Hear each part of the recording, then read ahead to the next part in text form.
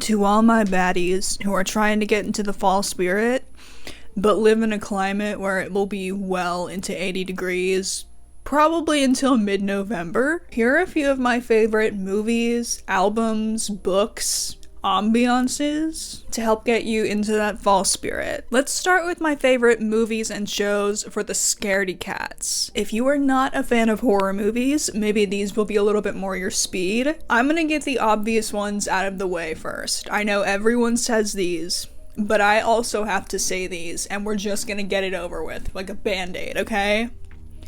Over the Garden Wall and The Fantastic Mr. Fox. Over the Garden Wall is one of my favorite pieces of media ever. I rewatch this series every autumn. It never gets old. It's funny, it's charming, it's heartwarming, it's heartbreaking. The ambiance is fantastic, the art is beautiful, and the soundtrack, girl, the soundtrack is incredible. It is the essence of autumn bundled up into one perfect little media package. And The Fantastic Mr. Fox, another autumn classic. You already know about these. I'm sure I don't need to elaborate. So, on to the less common recommendations. A criminally underrated Halloween spirit type of movie.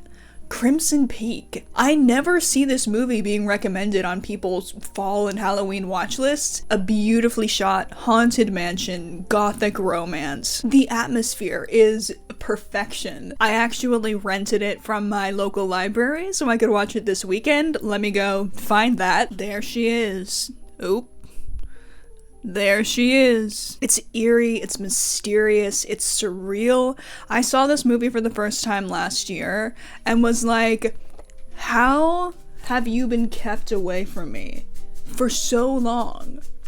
How is it that we've only just met? It's like this movie was built in a lab, in a test tube, to be my personal catnip. Tom Hiddleston plays the romantic lead, if you need that one more piece of motivation. The Last Unicorn. Now, I know this isn't a fall-themed movie exactly, but it has that sense of whimsy and surrealism and magic and eeriness that I associate with the fall spirit nonetheless. It has that witchy kind of feeling that I think permeates the month of October. I love animated films. I love vintage animated media. Artistically, it is a stunning piece of media. It's odd, it's quirky, it's strange. It's a story about womanhood and humanity and the experience of mortality. The first time I saw this movie, I was a kid, and I did not appreciate it, did not like it so much back then. But now that I'm older and I have a much better attention span and a much greater appreciation for those themes, I love this movie. On my letterbox, I have a tag that's titled 90s animation with political agendas. I think this movie was the first one that I placed under that category. She was the inventor of the tag. Or was it Fern Gully? We could do a whole video about my favorite strange vintage animated pieces, but I'll spare you from that today. Next on my list was Strawberry Shortcake and the Blueberry Beast. But the world might not be ready for that one. Marley and Me. Listen. Sometimes you need a good cry. Sometimes you need that ugly, gasping, choking, sobbing. This movie is gonna give that to you. She's looking a little beat up. I got her for 99 cents at Goodwill. 99 cents for the most cathartic emotional release of their life? I'd call that a deal. And the most heart-wrenching, gut-churning, tear-jerking part of the movie, at the very end, is perfectly fall-themed. So not only is it gonna flush your tear ducts out, it's also gonna get you into that fall spirit. Remember the 5th of November? V for Vendetta. This is more of a post-Halloween watch. I am not the kind of person who moves straight from Halloween into Christmas energy. Early November is still very much that autumn type of feeling for me. This movie isn't autumn themed exactly, but November 5th is a very important date throughout the story, and it's another annual rewatch for me, and one of my favorite movies ever. I recognize that this film bulldozes over all of the deeper political themes in the original graphic novel, but what you don't understand is that it's fun. And so that redeems it. For my horror fans, if you want an excellent horror movie, like 10s across the board in every department, truly terrifying, The Descent. When I really got into horror movies a few years ago, this was one of the first movies I watched, and it had just ruined me for any other horror film, it feels like. It was so good that anything I watched after it felt like it could only be at least a little bit disappointing. If you watch this movie, don't look up anything about it. Don't watch any trailers. Don't read the synopsis. All you need to know is that it's about a group of women who go on a cave exploration and get trapped inside of it when a tunnel collapses, and things escalate from there. Just let yourself be surprised, okay? If that's what you're in for, a truly phenomenal horror movie, this is the one for you. I can't speak highly enough about it. The original Hellraiser. If you like practical effects, this movie is such a fun watch. It's not that I have anything against CGI, it's just that practical effects have a sort of charm to them that I think can't be replicated by a computer. It's part of the reason I love older horror movies so much, and Hellraiser is truly one of the pinnacles of practical effects in horror. I love a good monster design, and there are so many of those throughout this film. If you're looking for an excellent visual piece of media, something that's just fun to look at, with unique and intriguing and surreal villains, this is an excellent film for you. Jennifer's Body, another one of my all-time favorites. I'm a big fan of horror for the girls. I love a horror movie that was made for women. And this movie is about so much more than horror. It's about womanhood. It's about the corruption and exploitation of female sexuality. It's about the complexities of female friendship. This movie has gotten a lot of attention in the last few years, and it absolutely deserves all of the hype. It has a very special place in my heart. Another horror movie for the girls, Ginger Snaps. And another movie that is so much more than horror to me. This is a coming-of-age story. It's about girlhood. It's about sisterhood. It's about the complex relationships between teenage girls and their mothers. It's about growing into a woman. It's another movie that is about so much more than horror or gore or creepiness. Not that I don't enjoy all of those things in my movies, but near the end of the film, I wanted to cry about some of these scenes depicting the complex and tense and sometimes tragic relationships between teenage sisters and their relationships with their mother, their relationships with their sexuality and their own growth into women, the evolution we go through as teenage girls and the struggles we deal with throughout all of it. When I finished this movie, it felt like a piece of media that understood the teenage girl experience without belittling it or mocking it. It's another movie that has a very special place in my heart.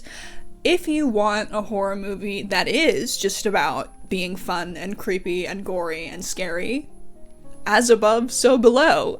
When I watched this movie 1 or 2 years ago, and early on I came across a scene in which a character translates a poem from ancient Arabic, and it rhymes perfectly in English, I knew I was in for a fun ride. Is it a good movie?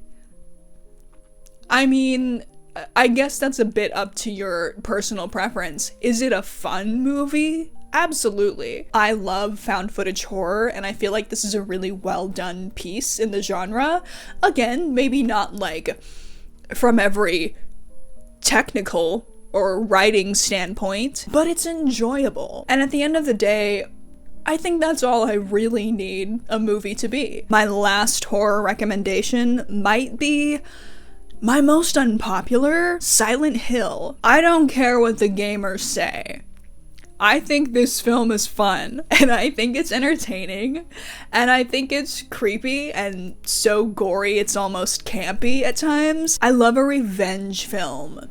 I love to see somebody getting their lick back. I love a horror movie with a female lead. I love a horror movie about motherhood. Can you tell? Can you tell? Is there a bit of a running theme throughout these recommendations, perhaps? To wrap up this segment about video media, I love a good ambiance. If I'm just chilling in my room, if I want something going on in the background, I'm gonna spend 10 minutes picking out the perfect ambiance for it beforehand. Recently, I stumbled upon the channel The Dead of Night here on YouTube.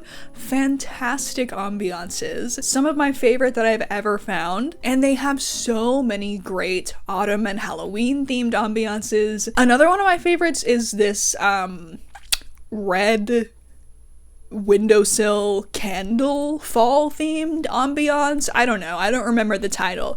It slaps though. It feels like such a niche interest, but with the amount of views these videos get, I know y'all are watching those videos too. For some autumn reading, I've been devouring books lately. There is no better season to curl up under a pile of blankets with a hot cup of tea and a good book. There's no better season to be hitting up my local library and local bookstores. I love a used bookstore. The king of horror is, of course, Mr. Junji Ito. I've been collecting his books for a while now. If you haven't gotten into Mr. Ito's work yet and would like to dip your toes in, I would recommend picking up one of his horror anthologies. He is truly an icon of horror. He's been an inspiration for so many of the other great creators in the horror industry. He so masterfully captures this sense of eeriness and hopelessness and tension. I can't rave enough about his work. If you like horror,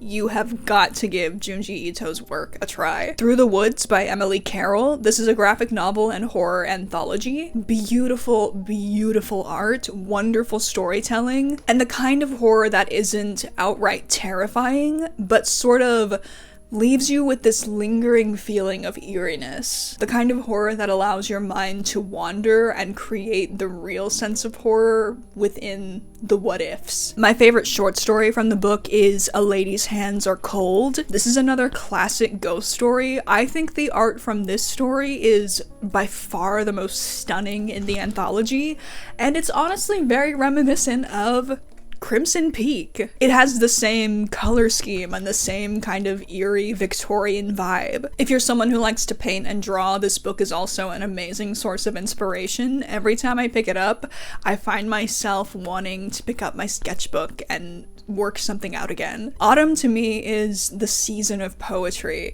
Maybe it's because it's a bit reminiscent of the Dead Poets Society and sitting at a writing desk in front of a cold window. It's just the best time to be reading and writing it. I was at my library a few weeks ago browsing through their poetry section, and I picked out a collection of poems from Edna St. Vincent Millay. She is a classic poet who I had actually never heard of before, but I was pleasantly surprised by how much I enjoyed her work. To me, it was a good reminder of the timelessness of the human experience. A reminder that 100 years ago, or nearly 100 years ago, a woman my age was writing poems that so perfectly encapsulated the feelings that I experience today. Renaissance, her most famous work, and the first poem in the collection I picked up, was the first work I read from her, and I wasn't expecting much out of the book at that point, but was immediately blown away by how intimately connected I felt with this piece of work, how human it felt, and how much I related to her sense of longing for relationship with the world outside of her,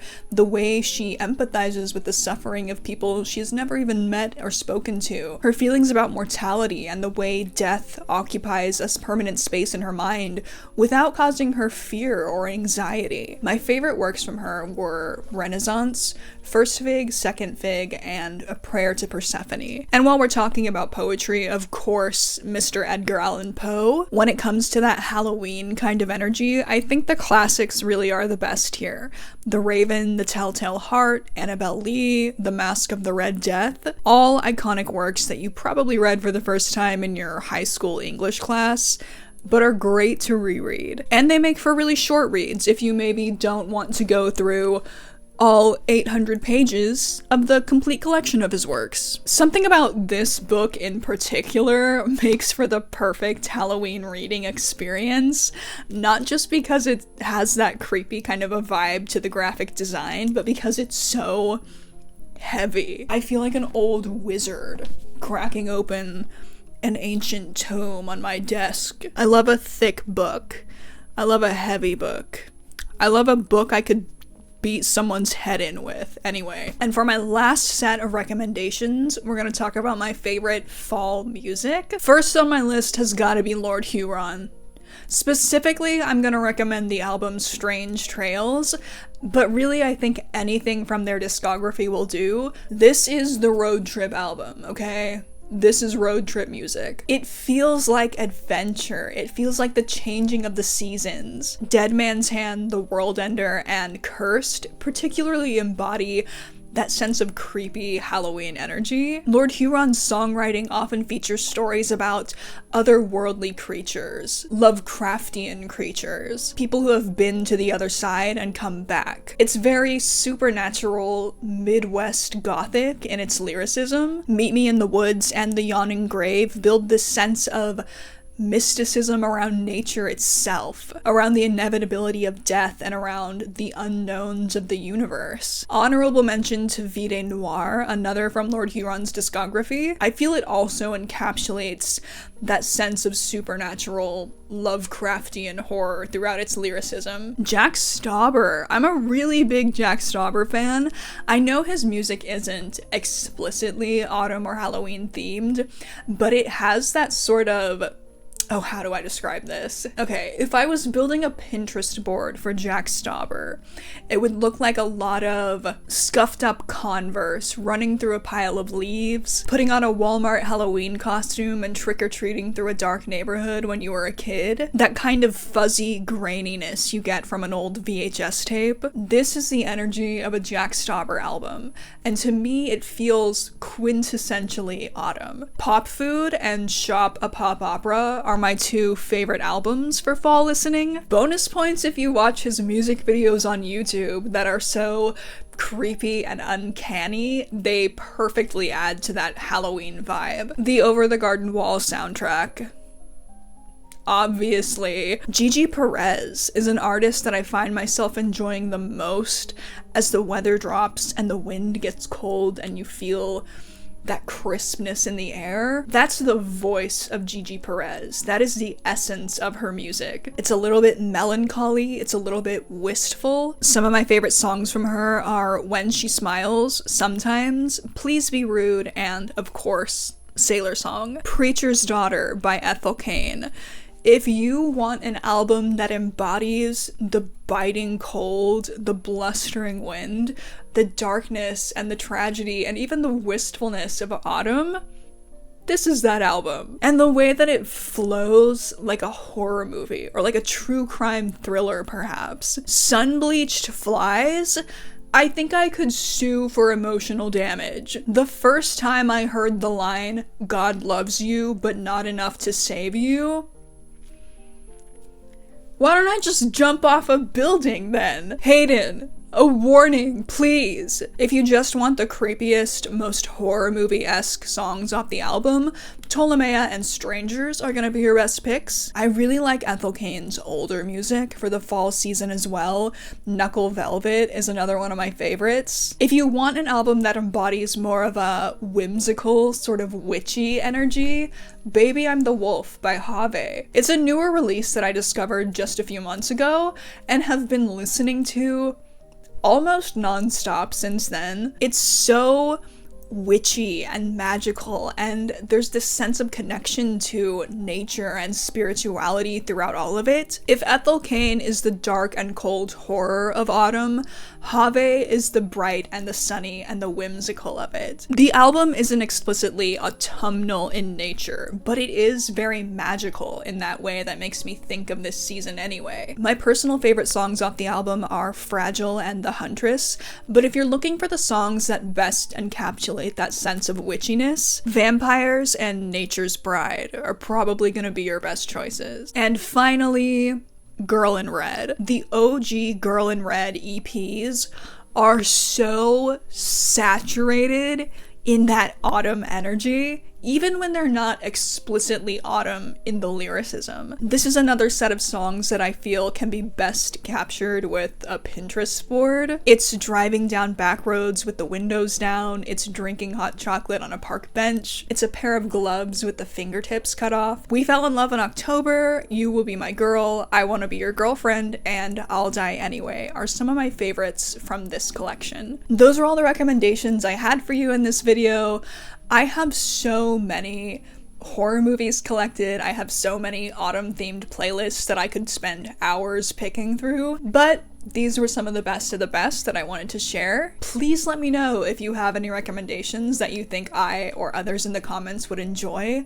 I would love to hear your favorite horror movies, especially if you've got some good horror movies in that bubblegum horror woman-themed genre I was talking about. I'm always looking for more in that vein. Thank you so much for watching this video. I hope you're having a wonderful autumn season, and I'll see you again really soon. Bye.